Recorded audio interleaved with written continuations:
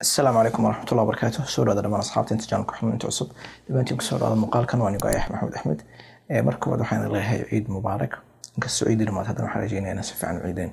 أنت عمك لقى صوت أقول مقال كان ما تحربينك فيها الله موضوع عاد وبيسك موضوعا waxaan rabaa inaan ku sharxo qaababkan computerka uu damin karto iyo mid walba cilmiga ka dambeeyo iyo waxyaabaha saameynta computerka iyo programmada ku leedahay. Hadaba mowduuc way badan yihiin qaab computerka uu damin karto qaabka ugu caansan ee shutdown oo ah in computerka la damiyo oo aad badanka shutdown ka taabato iyo sleep iyo waxa jirta hibernate waxa jirta restart waxa jirta sign out waxyaabaha soo waxaan rabaa inaan maxay u kala duwan yihiin ku sheego gaar ahaan kuwa aadka isugu haddii aan ku bilowno sleep computerka sleep marka tiraado computerka ma damayo laakiin systemku si shaqeynaya batteriga unba isticmaalkiisa la yareynaya shaashadana waa la damina laakiin programmada sidii ay u shaqeynayaan marka soo kacdana bartaada ay ka sii bilaaban kartaa waana speedka marka la fiiriyo soo kicitaanka ka ugu fudud oo dhaqso ay computerka u soo kacaya haddii sleep uu ka soo toosayo waxa sleep ku xiga dhinaca programmada safegarayntooda marka laga hadlayo hibernate waxa sameynaysaa computerka wuu damayaa laakiin intaanu damin ka hor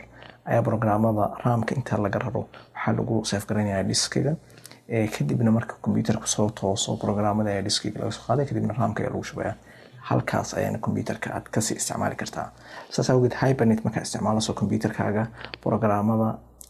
lama xirayo bartoodii ayaad ka sii wadan kartaa waana faa'iidada uu leeyahay wuxuu sleep kaga duwan yahay marka dhinaca speedka soo kicitaanka uu ka culus yahay sababtoo computerka waa la daminayaa shutdown-kan wuxuu kaga sokeeyaa sababtoo ah shutdown-ka waliba gaar ahaan shutdown-ka san sheegi doono noocyo badan ayuu hadda leeyahay laakiin nooca caadiga ee la yaqaan ah full shutdown-ka ah wuxuu kaga duwan yahay in kernel state-ka ama xaaladda operating system-ka lagu ilaalinayo sideedii uu ahaanaya computerka saas awgeedna boot time-ka ama waqtiga soo kicitaanka aad ay ugu yaryahay marka la fiiriyo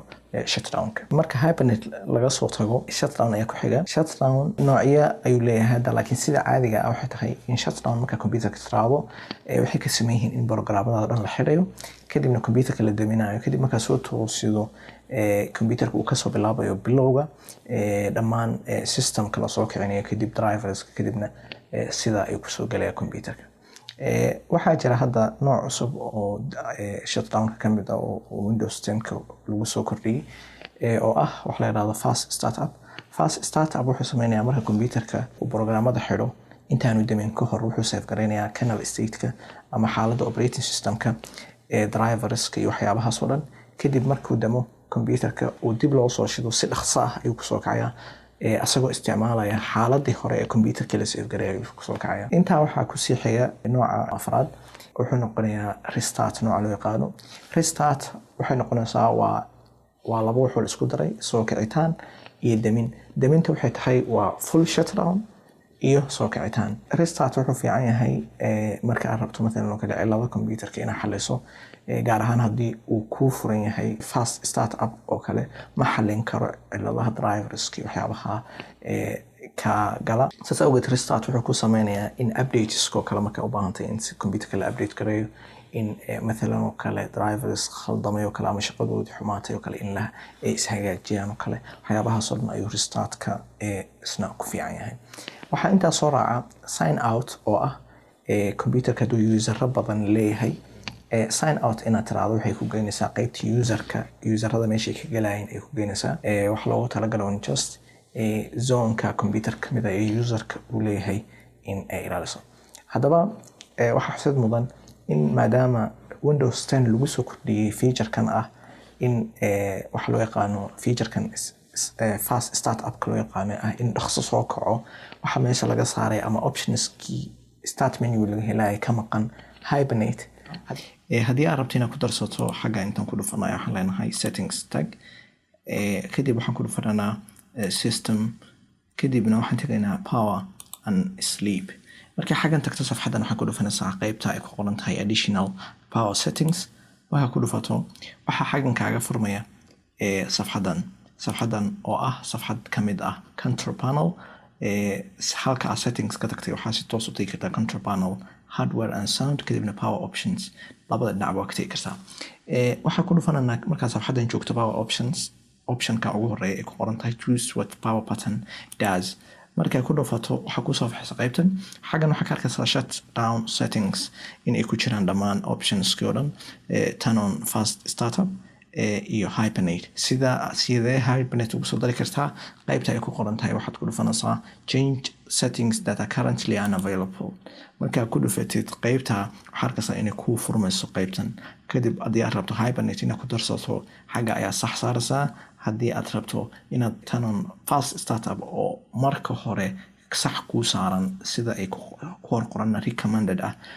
sida ay Microsoft ku sheegayso waa iska joojin kartaa waa iska off gareyn kartaa haddii aad rabin haddii kalena sidiisa ku diisan kartaa. kadibna waxaa leedahay save changes. haddii aan ku noqono qaybtii power button waxaa arkaysaa in power hadda ku dhufano optionkii hibernate ay noogu soo darsantay. intaa marka laga soo tago waxaan rabaa video as a bonus in ku raaciyo qaababka aad power options aad ku heli karto. qaabka koowaad waxay tahay in xaggan tagto xagga ku dhufato. qaabka labaad waxay tahay in aad Windows iyo X isla taabato kadibna shut down or sign out xagga aad ka hesho optionska aad u baahan tahay. waxaa kaloo optionska ku heli kartaa inaad tiraahdo alt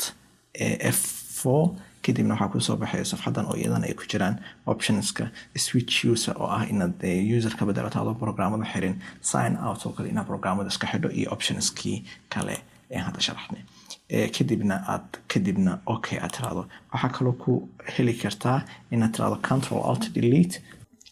intaas ay kusoo gabagabeynaya muuqaalkan waxaan rajeynayaa inaad ka faa'iidaysataan qaabka ku fiican aad xagan ka hesho hibernate. haddaan soo khulaasay hibernate wuxuu ka anfacaya haddii programadaada in computer ku dansanad aad rabto programadana